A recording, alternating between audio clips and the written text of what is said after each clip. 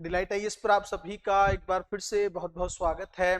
तो UPSC prelims का result जो है वो बहुत जल्द जो है जारी हो सकता है। आप लोग उसी के इंतजार में हैं। आप में से कुछ लोग जो हैं इस बात को लेकर परेशान हैं कि क्या पिछले साल की तरह इस बार भी यूपीएससी कुछ सवालों को डिलीट करने वाला है ना। हालांकि इसको लेकर हम लोगों ने एक बार पहले बात की थी। तो अगर सवाल डिलीट होते हैं तो आपके मार्क्स पर किस तरह का इम्पैक्ट पड़ेगा, सवाल डिलीट होने के चलते क्या कट ऑफ को लेकर भी कुछ इम्पैक्ट पड़ने वाला है ना। तो ये सारी चीजों को लेकर थोड़ा सा गहराई से चर्चा हम लोग कर लेते हैं। सबसे पहली चीज तो मैं आपको एक बात बताऊं कि देखो यूपीएससी में खास करके 2020 के बाद के अगर हम लोग ट्रेंड को देखें है ना, तो यूपीएससी में सवाल डिलीट करने का जो चलन है वो ज्यादा देखने को मिल रहा है। इससे पहले यूपीएससी सवालों को डिलीट नहीं करता था, मतलब बहुत रेयर सिचुएशन होती थी तो कोई एक आध सवाल ऊपर नीचे होता था, अदरवाइज जो है सवाल डिलीट नहीं होते थे। बहुत ही एफिशिएंट मैनर में पेपर बनता था। बात ये थी, ऐसा नहीं था कि यूपीएससी से तब गलतियां नहीं होती थी, कुछ क्वेश्चन में सब्जेक्टिविटी तब भी रहती थी और ज्यादातर वो क्वेश्चन जो है पॉलिटी से रिलेटेड होते थे। बाकी सभी क्वेश्चन में लगभग लगभग चीजें सही बैठती थी। 2020 के बाद जब पेपर होने शुरू हुए तो यूपीएससी में शायद जो है एग्जामिनेशन बोर्ड चेंज हुआ था, उसके चलते सवालों में कुछ जो है कमी रह जाती थी है ना, या तो ऑप्शन गलत बना दिए जाते थे या जो है सवाल का इंटरप्रिटेशन ही गलत हो जाता था। इस तरह की चीजों के चलते यूपीएससी ने 3-3 4-4 सवालों को डिलीट भी करते किया है ना। तो ये ट्रेंड जो है पिछले साल तक भी रहा है। 2024 में भी अगर आप लोग देखेंगे तो जीएस का पेपर हो और सीसेट का पेपर हो, दोनों में ही सवाल डिलीट हुए। तो क्या इस तरह की चीजों का इम्पैक्ट जो है इस बार भी पड़ने वाला है 2024-25 के पेपर की अगर हम लोग बात करें। हालांकि इसको लेकर मैंने एक पहले वीडियो बनाया था, उसमें मैंने बताया था कि कौन कौन से सवालों के डिलीट होने की संभावना हो सकती है। पहली चीज तो मैं आपको एक बात क्लियर कर दूं कि मुझे ऐसा लगता है कि 2025 में शायद ही कोई सवाल डिलीट हो, है ना, क्योंकि ऑप्शन सटीक बन रहा है ना। कई बार क्या होता है कि सवाल में अगर ऑप्शन बन रहा हो तो फिर यूपीएससी डिलीट नहीं करेगा, या तो ऑप्शन ही गलत डाल रखा हो, ऑप्शन आ ही नहीं रहा हो सवाल को लेकर। तो मेरे हिसाब से लगभग लगभग सभी सवालों के ऑप्शन बन रहे हैं। रही बात सब्जेक्टिविटी की, तो पहले सब्जेक्टिविटी को लेकर तो कभी सवाल डिलीट हुआ ही नहीं है। दूसरी चीज, सवाल डिलीट दो ही कारणों से होता है, या तो जो ऑप्शन सवाल का सटीक है वो चारों में है ही नहीं, मतलब ए बी सी डी में कोई सवाल जो है ऑप्शन वो वाला है ही नहीं, या तो ये वाली चीज है इसके चलते सवाल डिलीट होता है, या फिर सवाल का जो पूछ रहा है उसके अकॉर्डिंग, जैसे मान लीजिए उसका इंटरप्रिटेशन कुछ और बन रहा है और ऑप्शन कुछ और ही बना दिए गए हैं, इसके चलते सवाल डिलीट होता है। लेकिन मुझे ये दोनों ही चीजों में थोड़ा सा दिक्कत नहीं लग रही है इस बार 2025 के पेपर को लेकर। ये मैंने आपको जब सबसे पहले दिन मैंने प्रीलिम्स एग्जामिनेशन का पेपर देखा था ना, ये मुझे लगता है 25 मई के दिन के आसपास की बात होगी, तब मैंने पेपर देख लिया था और तब भी मैंने शायद शाम में एक वीडियो बनाई थी 4-5 बजे के आसपास।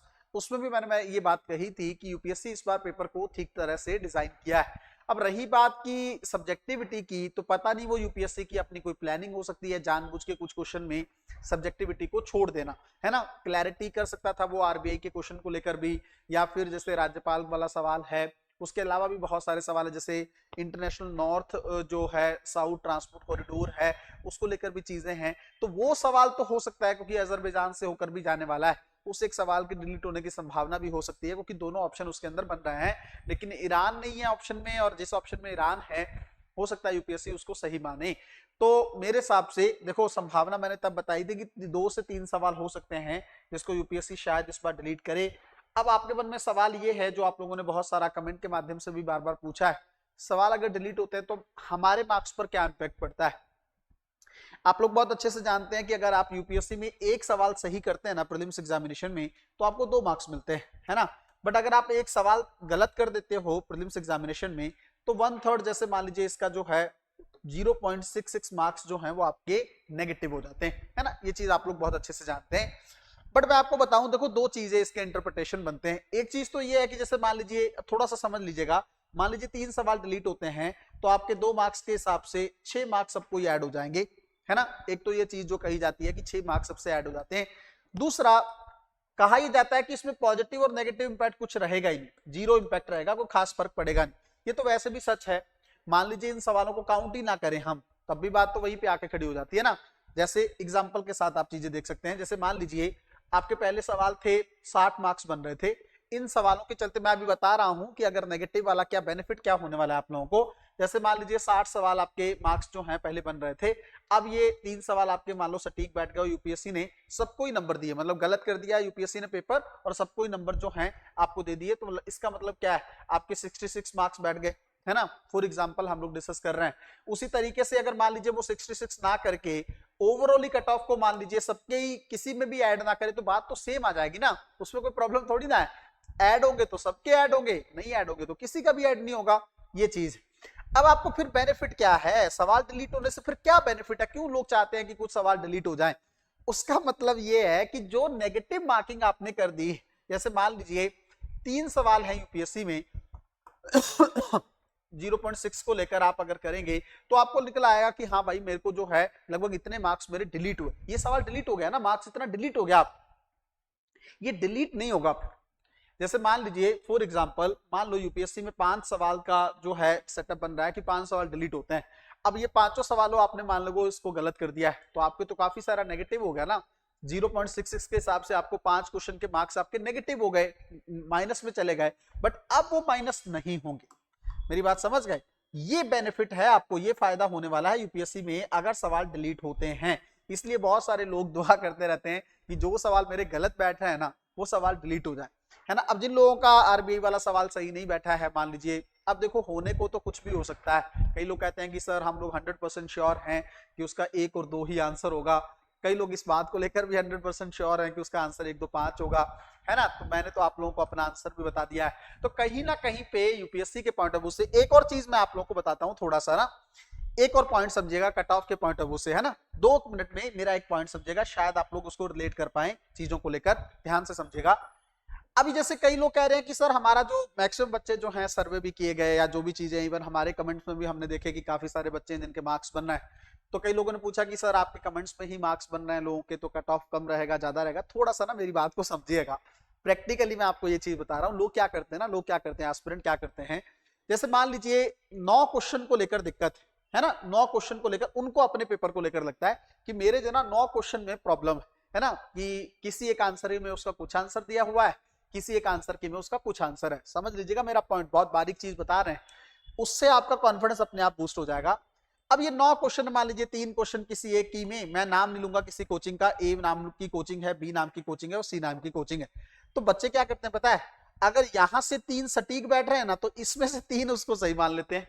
फिर अगर मान लीजिए बी से सटीक बैठ रहे हैं तो उसके में से सही मान लेते हैं, सी में से सटीक बैठ रहे हैं। इसका मतलब ये है कि 3 क्वेश्चन किसी एक इंस्टीट्यूट के सही मान लिए, 2 क्वेश्चन किसी एक इंस्टीट्यूट के सही मान लिए और 3 क्वेश्चन किसी और इंस्टीट्यूट के सही मान। ऐसे नहीं होता है, आप इस चीज को समझ के चलिए। मैंने इतना लंबा मेरा एक्सपीरियंस रहा है इस चीज को लेकर, मैं आपको बता रहा हूं, आप जितने नंबर काउंट कर रहे हैं ना, जितने मान लीजिए आपके 7, मैं क्यों बार बार आपको कह रहा हूं कि अगर मान लीजिए मैंने 65 से 70 की रेंज बताई है ना, तो मैं आपको कह रहा हूं आपके नंबर जो है 75 से 80 की रेंज में होने चाहिए अनऑफिशियल। क्योंकि देखो यूपीएससी में नंबर कम होने की पॉसिबिलिटी ज्यादा है।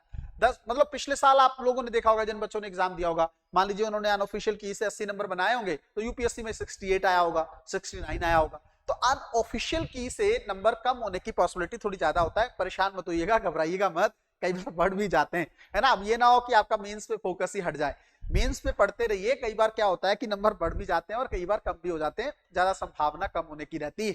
तो कहीं ना कहीं पे वो बच्चे क्या करते हैं, सब कोचिंग से अलग अलग, जहां पे जो आंसर सटीक बैठ रहा है ना उसको वहां से सही मान लेंगे, और जो जहां पे गलत बैठ रहा है उसको वहां उसको काउंट ही नहीं करेंगे। या तो किसी एक की से प्रॉपर मिलाओ आप, उसके अंदर देखो आपका कितना स्कोर बन रहा है ना, फिर दूसरे से मिलाओ, एग्जैक्ट बनाओ। ये नहीं है कि वहां के 2 सही मान लिए और यहाँ के 2 सही मान लिए, जो यहाँ सही हो रहे हैं उसको यहाँ सही मान लिया, जो वहां सही हो रहे हैं वहां सही मान लिया।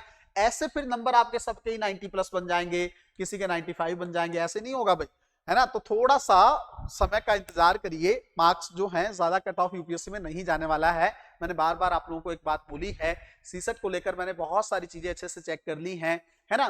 थोड़ा सा कॉम्प्रिहेंशन का लेवल जरूर ठीक है यूपीएससी पर, वही है कि एग्जामिनेशन हॉल का जो प्रेशर होता है ना, उसमें आते हुए सवाल भी गलत हो जाते हैं। तो मेरी शुभकामनाएं हैं, मुझे लगता है डिलीट होने वाले सवालों को लेकर भी आपके मन की जो दुविधा थी वो खत्म हो जाएगी, बट संभावना कम मान के चलिएगा। 2025 में एक आध सवाल तो हो सकता है यूपीएससी हटा दे, बट इससे ज्यादा पॉसिबिलिटी मुझे नहीं लग रही, है ना। तो जितना स्कोर आपका बन रहा है उससे 5-10 थोड़ा सा कम मान के चलिएगा, उससे आपको होने की संभावनाएं बढ़ जाएंगी। ठीक है, मिलते हैं अगली वीडियो में, तब तक अपना ध्यान रखें, अपनी पढ़ाई को बहुत अच्छे तरीके से करते रहें। बहुत बहुत धन्यवाद।